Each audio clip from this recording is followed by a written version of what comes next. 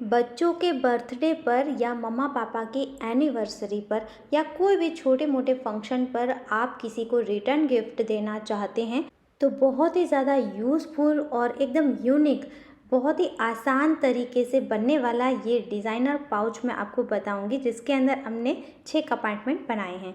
जय भारत दोस्तों, आज हम यूज़ करने वाले हैं जयपुर कॉटन फैब्रिक का, जिसमें आपको बहुत सारे डिज़ाइनें मिल जाएंगी।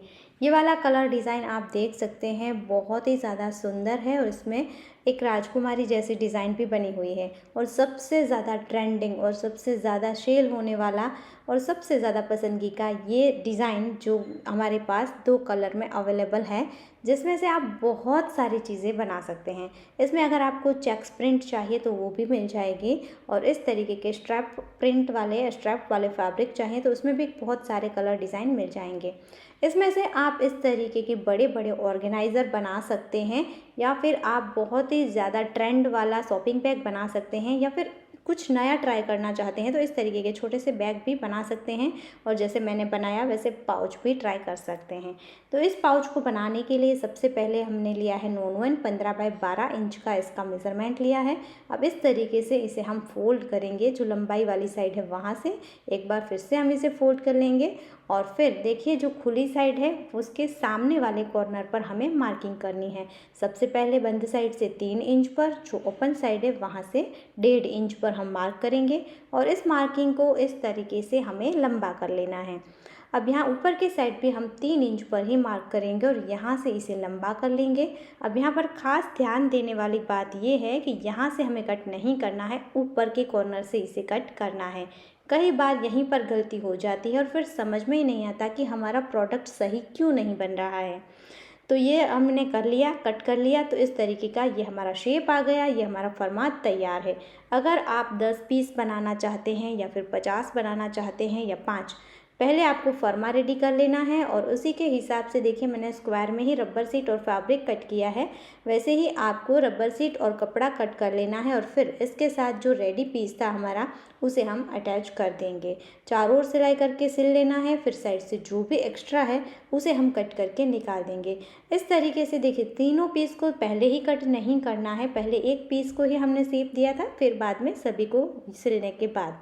अब हमें 10 बाय 4 इंच के 2 पीस लेने हैं। यहाँ पर मैंने थोड़ा सा मोटा नॉन यूज़ किया है 90 GSM का, और इस तरीके से देखिए इस एक साइड पर हम यहाँ सिल लेंगे डबल फोल्ड करके।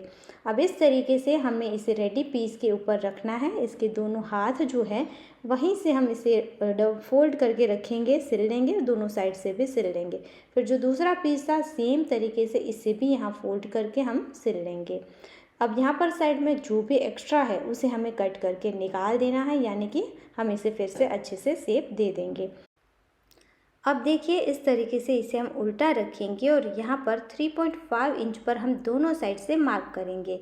इस तरीके से मार्क करने के बाद इसे हमें इस तरीके से सीधी लाइन में ड्रॉ कर लेना है, और यहाँ पर भी हमें सिलाई करनी है। आप चाहें तो यहाँ पर 2 साइड मार्किंग ना करते हुए सिर्फ बीच में भी कर सकते हैं, तो आपके 4 कंपार्टमेंट बनेंगे।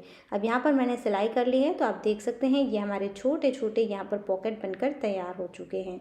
अब इस तरीके से हम इसे साइड से फोल्ड करेंगे और यहाँ पर पिन लगाएंगे।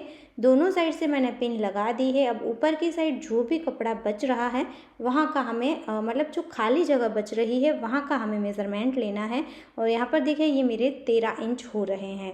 यहाँ एक साइड पर मैंने सिलाई के लिए जगह छोड़ी थी, रखी थी मतलब, और दूसरी साइड पर नहीं रखी है, तो यहाँ पर आपको 13 इंच ही लेना है। और यहाँ पर ये हमने 3.5 लिया, क्योंकि यहाँ साइड से भी हमारा 3.5 है।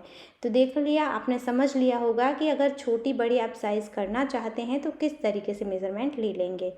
अब देखिए जो रेडी पीस था इसे हम बीच से फोल्ड करके मार्क कर लेंगे, और यहाँ से हमें दोनों साइड पर सिलाई करनी है। जो मार्किंग करी उसके दोनों साइड सिलाई करने के बाद यहाँ से हम कट करेंगे। तो देखिए ये हमारा कपड़ा बिल्कुल भी अपनी जगह से हिलेगा नहीं, फिनिशिंग परफेक्ट रहेगी। अब मैंने यहाँ पर जिप को भी अटैच कर दिया है, और इस तरीके से इसकी रॉन्ग साइड पर पलटेंगे और दबाते हुए सिलाई कर लेंगे। तो ये हो गई हमारी प्रेस्टीज, और मजबूती भी आ गई। अब दूसरा पीस भी जिप की दूसरी साइड पर अटैच कर देंगे। अब हमें लेना है रनर, आप चाहें तो 2 रनर भी यूज़ कर सकते हैं, मैंने यहाँ पर एक ही रनर का इस्तेमाल किया है। अब मैंने यहाँ पर 2 पट्टियाँ तैयार कर ली है, 3 इंच लंबाई है, कपड़े को फोल्ड करके ही मैंने रेडी किया है। और इस तरीके से मैं यहाँ पर फोल्ड करके ज़िप की दोनों साइड पर इसे रखूँगी और यहाँ सिलाई कर लेनी है। तो ये देखिए हमने पट्टियों को यहाँ अटैच कर दिया है। अब आती है इसे अटैच करने की बारी। तो यहाँ पर मैंने पिन निकाल दी है और जो रेडी बॉर्डर था उसे हमें यहाँ पर इस तरीके से दोनों साइड पर सिल लेना है। तो यहाँ पर हमने सिलाई कर ली है। इसके बाद यहाँ हमें इसकी रफ एजेस को पैक करना है। तो हम लेंगे छोटी सी नॉन वन की स्ट्रिप और इस तरीके से ज़िप वाली साइड पर अटैच करेंगे। फिर इस तरीके से इसे सेकंड साइड पर हम दबाएंगे फोल्ड करके और सिल लेंगे। तो आप देख सकते हैं ये हमारा फिनिश हो गया है। इसके बाद हम इस तरीके से इसे पकड़ेंगे ज़िप वाले हिस्से को और यहाँ फोल्ड करके इसका सेंटर निकालना है। तो मैं यहाँ मार्क कर लूँगी और ये हमें दोनों साइड पर इसका सेंटर निकाल लेना है। अब हमें जो बीच वाला हिस्सा है ये आगे वाला उसे भी फोल्ड कर लेना है और यहाँ पर भी हम सेंटर निकालेंगे। सेम तरीके से इसकी दूसरी साइड पर भी हमें सेंटर निकाल लेना है और फिर देखिए जैसे मैं आपको दिखा रही हूँ वैसे ही सेंटर को मैच करना है और यहाँ पर आप पिन लगा दीजिए। यहाँ पूरे में चाहे तो आप पिन लगा दीजिए और इस तरीके की एकदम हैवी ज्योति की पिन आपको हमारी वेबसाइट top3world.in से मिल जाएगी। पिन लगाने के बाद ही आपका अच्छे से सेट हो जाएगा और जैसे मैंने आपको दिखाया वैसे ही आपको यहाँ पूरे में सिल लेना है। उसके बाद दूसरी साइड पर भी हमने जो सेंटर निकाले थे उसे मैच करके पिन लगाएंगे और यहाँ पर भी हम सिल लेंगे। इस तरीके से सेंटर निकालने से हमारी ये आगे पीछे बिल्कुल नहीं होता और बढ़िया फिनिशिंग के साथ ये हमारा परफेक्ट अटैच हो जाता है। अब इसे पैक करने के लिए इसकी रफ एजेस को तो मैंने एक नॉन वन की स्ट्रिप ली है, एक साइड से स्ट्रिप को अटैच करूँगी, फिर दूसरी साइड खींचकर डबल फोल्ड करके सिल लेंगे। पाइपिंग करते हैं वैसे ही। तो ये हमारा यहाँ पर पूरा फिनिश हो चुका है। अब इसे हम सीधा करेंगे।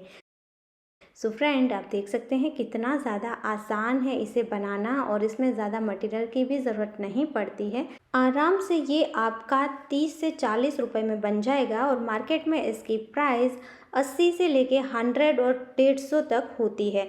आपने देखा होगा इस तरीके के हैंडमेड चीज़ें काफ़ी ज़्यादा ट्रेंड में है क्योंकि ये मज़बूत होती हैं और सालों साल चलती हैं और इसे बनाने में समय भी लगता है। तो आप भी बनाकर सेल कर सकते हैं या फिर आप किसी को गिफ्ट करना चाहते हैं तो एकदम बढ़िया ऑप्शन है।